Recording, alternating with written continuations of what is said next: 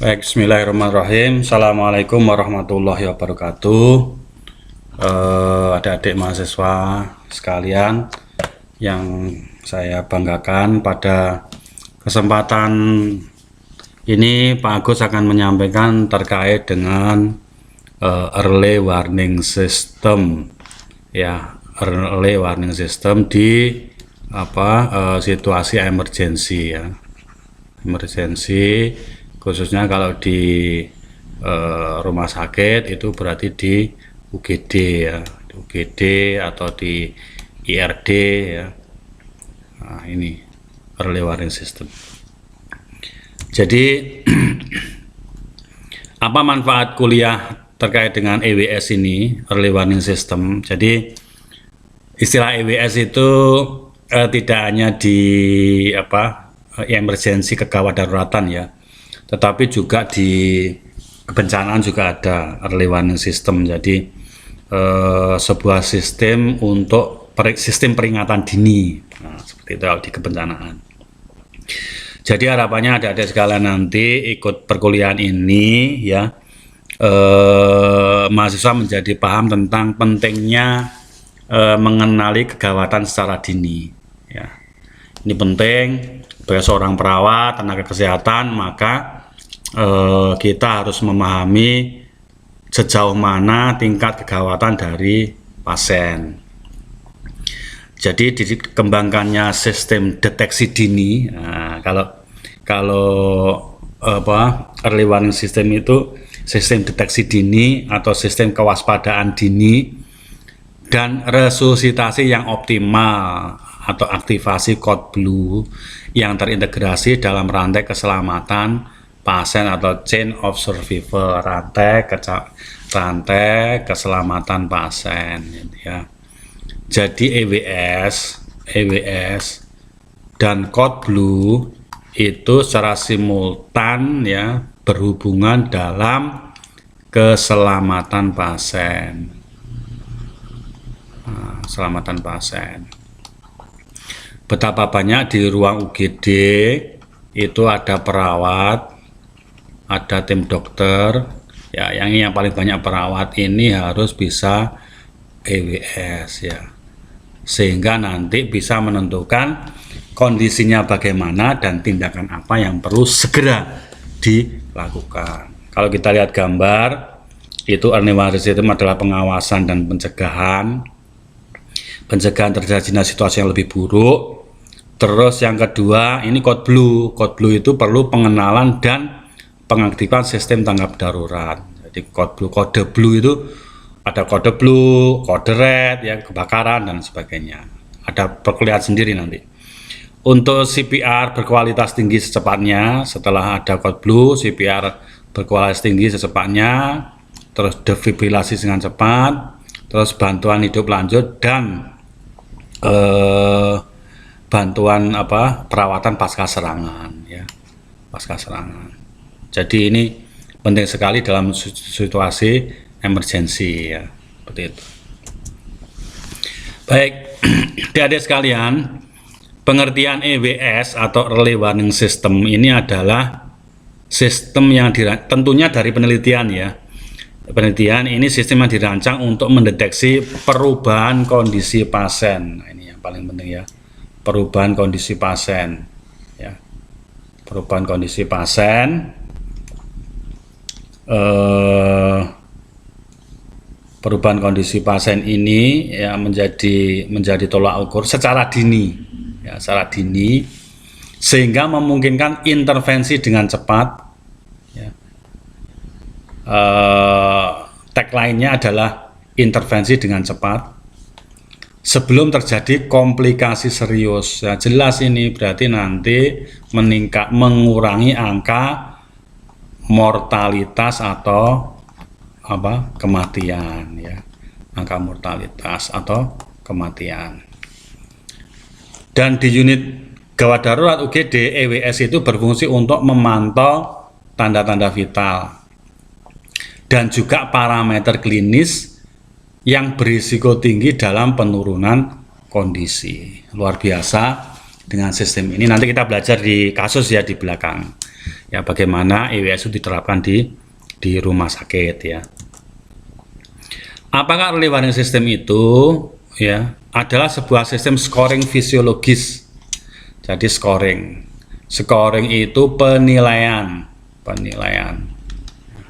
dikasih skor, kasih nilai fisiologis yang umumnya digunakan di unit medical bedah, biasanya di medical bedah sebelum pasien mengalami kondisi kegawatan. Jadi jangan sampai dia itu dalam kondisi baik itu menjadi tidak baik, dalam kondisi dia itu tenang menjadi kritis, nah, seperti itu. Nah, scoring EWS ini disertai dengan algoritma tindakan ya. Ada algoritma tindakannya. Hasil scoring dan pengkajian ini sebagai dasar untuk melakukan tindakan. Nah, parameter dalam EWS ini nanti ada tabelnya yang mulai dari kesadaran pasien, pernafasan, respirasi, kesadaran, saturasi oksigen, ya, oksigen tambahan, suhu, nadi, tensi, ya, sistolik, diastolik, ya, sistolik yang terutama. Nah, ini menjadi bahan untuk pantauan. Dan EWS ini juga sebagai sistem peringatan dini di rumah sakit ya. Ada komunikasi informasi ya, dimulai deteksi awal, dilanjutkan dengan pengambilan keputusan untuk penanganan berikutnya. Jadi ini interaksi antara perawat, dokter dan pasien ya. Interaksi seperti ini. Dan penilaian pada peringatan dini menggunakan skor yang disebut EWS tadi ya, sudah. EWS umumnya digunakan adalah National Early Warning System, National Early Warning System tadi itu yang dikembangkan pertama kali tahun 2012. Alat yang digunakan hampir di seluruh rumah sakit yang penilaian scoringnya dihitung dari tanda-tanda vital pasien. Ya. Nah, apa tujuan EWS? Nah, ini tujuannya jelas deteksi dini, intervensi cepat, dan peningkatan keselamatan pasien. Otomatis cost atau biayanya menjadi berkurang, servisnya menjadi meningkat. Inilah namanya kepuasan pasien ya, kepuasan pasien. Sehingga harapannya seluruh tenaga medis, terutama perawat dan dokter, itu harus memahami terkait dengan bagaimana menilai early warning system dan melakukan tindakan secara dini. Manfaatnya apa EWS itu di UGD, di unit gawat darurat atau di tempat yang lain ya, di medical bedah itu adalah deteksi dini penyakit akut ya, sebagai parameter fisiologis spesifik. Parameter fisiologis spesifik jelas ya, tanda-tanda vital tadi, tensi, nadi, respirasi, suhu, saturasi oksigen ya, itu sebagai parameternya. Kesadaran ya. Nah, sistem penilaian standar untuk menentukan tingkat keparahan pasien, severity-nya, dan mendukung pengambilan keputusan klinis. Jelas kalau kita perawat itu sebagai bahan dasar untuk komunikasi dengan dokter ya, seperti itu. Nah, standarisasi ini harus ada manfaatnya, standarisasi pelatihan ya, teknik pendeteksian penyakit secara akut secara cepat ya, manajemen pasien yang mengalami penurunan klinis ya, ini nanti sebagai standar pelatihan. Dan juga adopsi sistem penilaian sehingga harapannya perburukan klinis itu bisa dipantau dan bisa pemantauan secara terus menerus kepada pasien di UGD ya, seperti itu. Komponen utamanya dari EWS, apakah komponen utamanya? Ya, komponen utamanya itu adalah parameter klinis, ada scoring, dan ada protokol tindakan. Jadi nanti ini ada klinis ya, TTV, tanda-tanda vital, terus di scoring, masuk kategori apa, terus ada protokol tindakan. Ya, protokol tindakan ini merupakan hasil diskusi dari nurse dan dokter ya, seperti itu. Lanjut, bagaimanakah implementasi EWS di UGD? Jadi implementasi EWS di UGD itu ada namanya pelatihan staf medis dan juga yang jelas perawat juga, dan penggunaan teknologi ya. Kalau ada aplikasi membantu pencatatan analis data, ini lebih baik ya, seperti itu. Nah, ini parameter fisiologisnya dari National Early Warning Score ya, mulai dari pernafasan, ada pernafasan, saturasi oksigen, alat bantu nafas ada atau tidak, suhu, tekanan darah, nadi, tingkat kesadaran ya. Nah, seperti itu. Yang 0 ini yang bagus ya. 0 itu bagus. Normal ya. Ini normalnya, ini normal. Seperti itu. Nah, ini di atas normal itu ya abnormal, di bawah normal itu juga abnormal ya.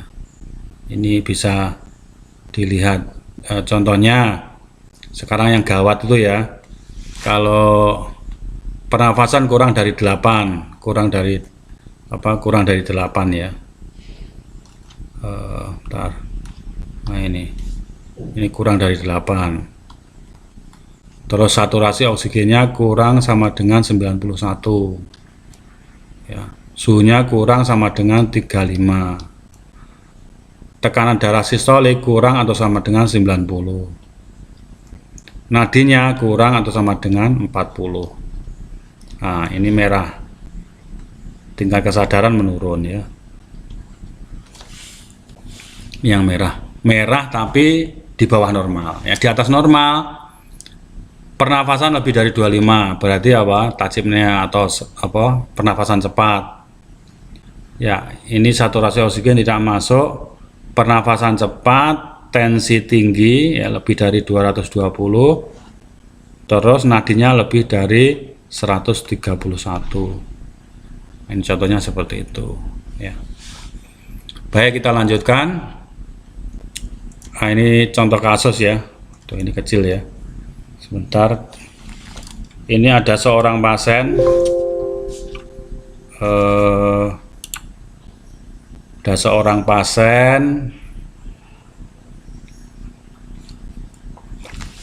ya, ada seorang pasien ini. Ntar saya perbesar dulu ya, biar kelihatan.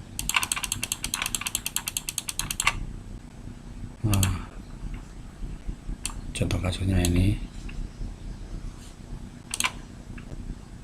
Oke.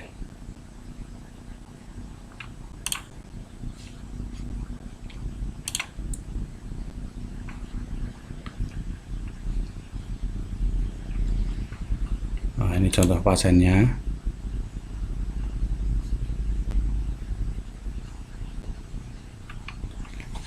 Oke ya. Seorang pasien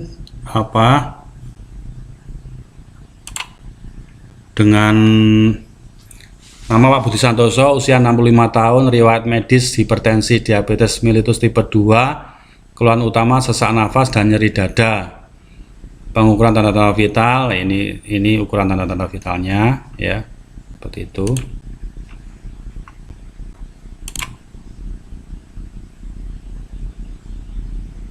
Baik, kita lanjutkan ya. Contoh kasusnya, seorang pasien nama Pak Budi Santoso, usia 65 tahun, riwayat medisnya hipertensi, DM tipe 2, keluhan utama sesak nafas dan nyeri dada. Nah, sesak nafas dan nyeri dada ya.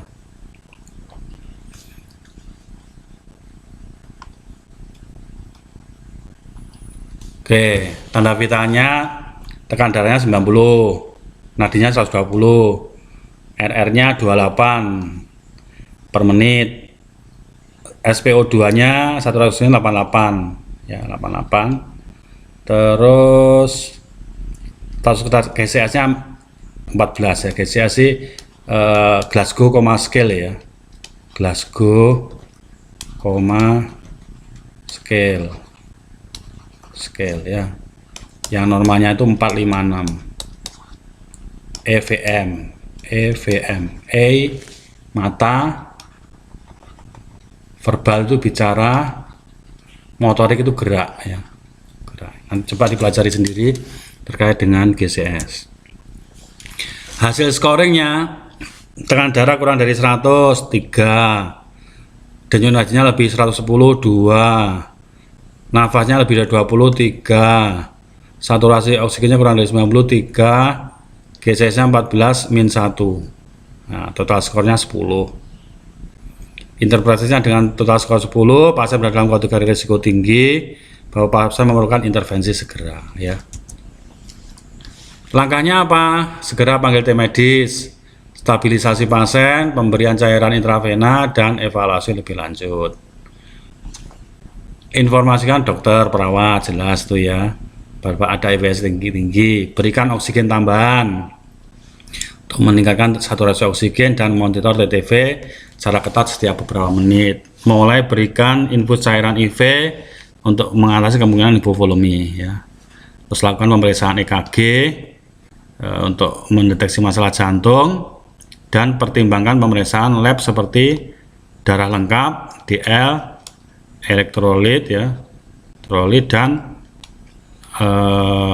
renal fungsi tes, ya, RFT, atau fungsi ginjal, ya, darah lengkap, elektrolit, dan renal fungsi tes.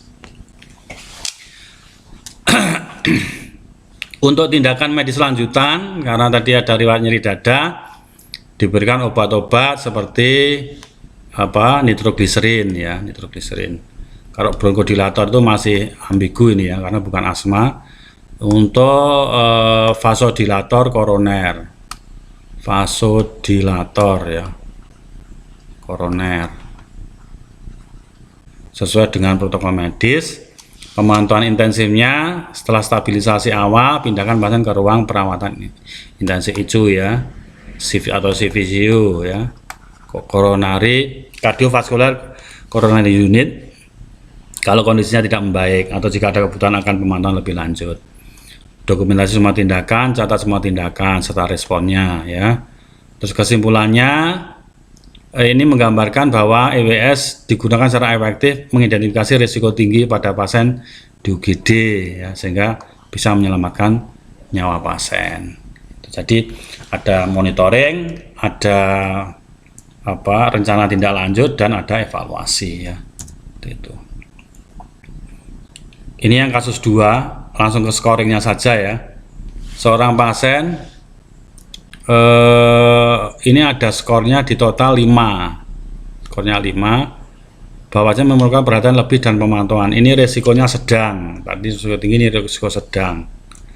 Tindak lanjutnya, ya, tadi seperti itu, ya, informasi, tim medis, stabilisasi, beri oksigen, pantau oksigen secara ketat, terus beri obat-obat sesuai dengan protokol asma, ya, meredakan sesak nafas, lakukan pemeriksaan fungsi paru dan lab, BGA, blood gas analisa, ya, evaluasi gas darah. Tindakan medis lanjut, bronkodilator, kasih kortikosteroid, pemantauan intensif, ya, sebelum pindah ke ruang observasi, dokumentasi semua tindakan, ya. Risiko sedang ini, ya, termasuk risiko sedang. Oke, terakhir, apakah faktor yang mempengaruhi pelaksanaan EWS? Kualitas pelatihan staf medis, perlu sering latihan, pengalaman, SDM, jumlah dan kompetensi multidisiplinnya, ya, itu harus diperhatikan. Teknologi dan peralatan medisnya, pulse oximeternya, monitor tekanan darahnya, bedside monitornya, ya, bedside monitor itu harus bagus, dan SOP-nya harus, ini harus jelas, ya, dan sepakat, ya, jelas dan disepakati, ya, seperti itu. Budaya organisasi, budaya kerja, dan tanggung jawab, ya. Terus budaya didelegasikan, dan faktor lingkungan fisik, ya, aksesibilitas alat, ini penting, alat medis harus diakses oleh staf, ya, seperti itu. Terus variabilitas pasien, jadi pasien-pasien dan juga keberadaan penyakit penyerta atau komorbid, ya, ini menjadi faktor yang menentukan dalam men-scoring EWS. Saya kira itu yang saya sampaikan pada kesempatan ini. adik-adik sekalian pahami EWS, lakukan yang terbaik untuk pasien ya, seperti itu. Terima kasih. Saya tutup. Bila itu. Assalamualaikum warahmatullahi wabarakatuh.